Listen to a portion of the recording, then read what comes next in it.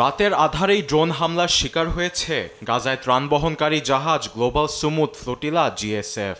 মঙ্গলবার তিউনিশিয়ার উপকূলে ড্রোন হামলার কারণে শিপে আগুন ধরে বলে জানিয়েছে জাহাজ পরিচালনাকারী কর্তৃপক্ষ। কোনো হতাহতের ঘটনা না ঘটলেও হামলার পেছনে ইসরায়েলকে দায়ী করছে জাহাজের কর্মীরা।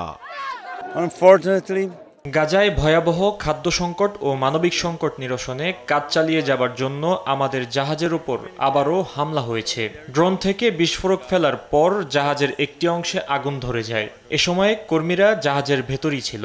তারা বাহিরে এসে আগুন নেভাতে সক্ষম হয়েছে। কোনো সন্দেহ নেই এর পেছনে ইসরায়েলের হাত আছে। এ বিষয়ে তাৎক্ষণিক কোনো মন্তব্য করেনি তেল আবিব। এদিকে ড্রোন হামলার ঘটনা অস্বীকার করেছে তিউনিশিয়া। দেশটির ন্যাশনাল গার্ডের মুখপাত্র জানান, ড্রোন হামলার কোনো ধরনের প্রমাণ পাওয়া যায়নি। তদন্তের পর লাইটার অথবা সিগারেটের আগুন লাইফ জ্যাকেটে পড়ার পর অগ্নিকাণ্ড ঘটেছে। এদিকে উপত্যকায় থেমে নেই ইসরায়েলি হামলা। সোমবার গাজা সিটির 12তলা ভবন ধুলোর সঙ্গে মিশিয়ে দেয় প্রতিরক্ষা বাহিনী আইডিএফ। চোখের পলকেই বিমান হামলায় ধসে পড়ে ভবনটি।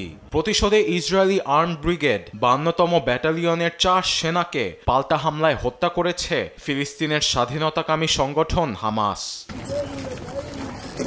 এ পরিস্থিতিতে সামনে আরও ভয়াবহ হামলার হুমকি দিয়েছেন ইসরায়েলি প্রধানমন্ত্রী বেনিয়ামিন নেতানিয়াহু।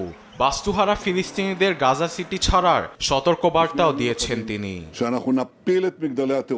গাজায় জঙ্গি দমনে সব ধরনের পদক্ষেপ নেওয়া হবে। কিছুদিন আগেই এই প্রতিশ্রুতি দিয়েছিলাম, এখন সব তারই ফল দেখছেন। কয়েকদিনের মাথায় অর্ধশতের মতো বহুতল ভবন ধুলোর সঙ্গে মিশিয়ে দিয়েছি। এটা শুধু শুরু, সামনে আরো অনেক কিছু দেখার বাকি আছে। ফিলিস্তিনিদের সতর্কবার্তা দিচ্ছি, গাজা সিটি খালি করেন।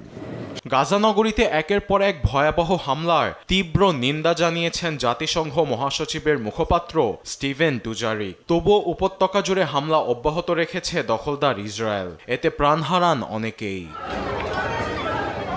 আরবেদ আফসার, নিউজ ডেস্ক, দেশ টিভি।